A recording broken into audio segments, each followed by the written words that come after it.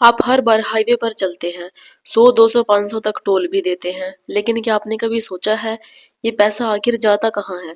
कौन तय करता है कि टोल लगेगा या नहीं?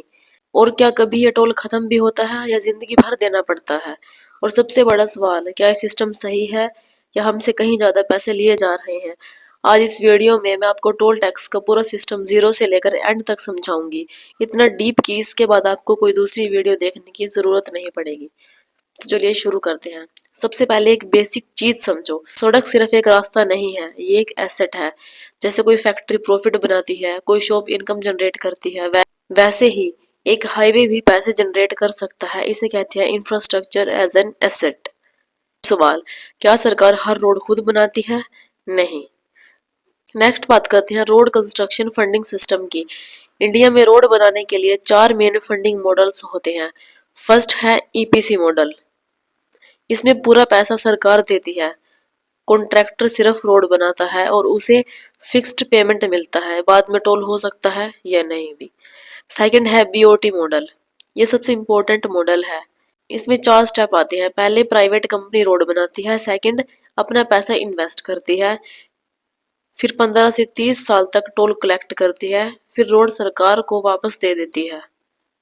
नेक्स्ट बात करते हैं थर्ड पॉइंट की, HAM मॉडल। ये मिक्स मॉडल है। 40% पैसा सरकार देती है, 60% प्राइवेट कंपनी देती है। कंपनी को टोल कलेक्ट नहीं करना होता, सरकार उसे फिक्स्ड पेमेंट देती है। फोर्थ है टीओटी मॉडल। ये एडवांस्ड मॉडल है।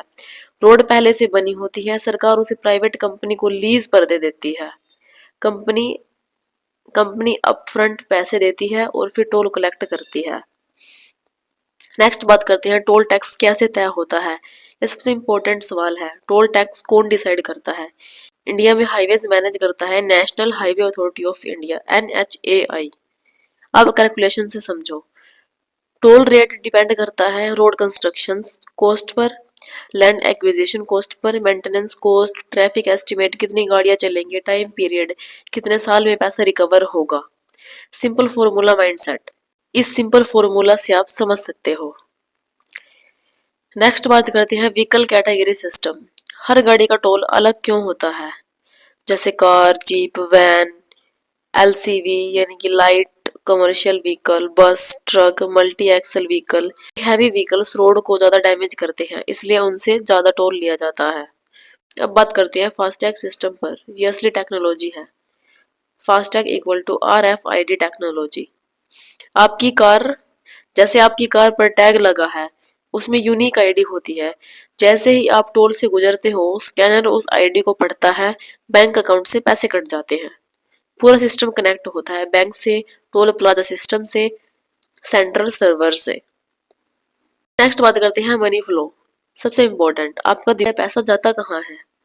सबसे पहले टोल प्लाजा उस पैसे को कलेक्ट करता है, ऑपरेटर कंपनी को जाता है, उन पेमेंट्स बैंक को, और मेंटेनेंस कॉस्ट, और फिर लास्ट में प्रॉफिट। यानी आपका पैसा directly road plus company plus bank system में जाता है। नेक्स्ट बात करते हैं सिस्टम्स प्रॉब्लम क्या है। ग्राउंड रियलिटी को अगर हम देखें, रोड खराब है, टोल सेम है, टोल पीरियड एक्सटेंड नहीं होता, toll period extended, transparency issue है, लोकल प्रोटेस्ट होते रहते हैं। कई बार ऐसा होता है कि कॉस्ट रिकवर हो जाती है, फिर भी टोल चलता रहता है। ये सबसे बड़ी कंट्रोवर्सी पॉइंट है। फाइनल कंक्लूजन क्या है? टोल टैक्स जरूरी है क्योंकि बिना इसके इतने बड़े रोड्स बनाना मुश्किल है, लेकिन सिस्टम परफेक्ट नहीं है, इसमें सुधार की जरूरत है। अवेयरनेस ही पावर है। अब अगली बार जब आप टोल देंगे तो आपको पूरा सिस्टम समझ आ जाएगा। ये कुछ सवाल जिसका आंसर आप कमेंट बॉक्स में दे सकते हैं। आप जानते हैं कि भारत में कुल नेशनल हाईवेज कितने हैं? नेक्स्ट है कि आपको पता है कि फास्टैग किस टेक्नोलॉजी पर काम करता है? RFID, GPS या ब्लूटूथ? आंसर कमेंट में दीजिए। क्वेश्चन है, भारत में पहली बार टोल टैक्स सिस्टम कब शुरू हुआ? Thank you.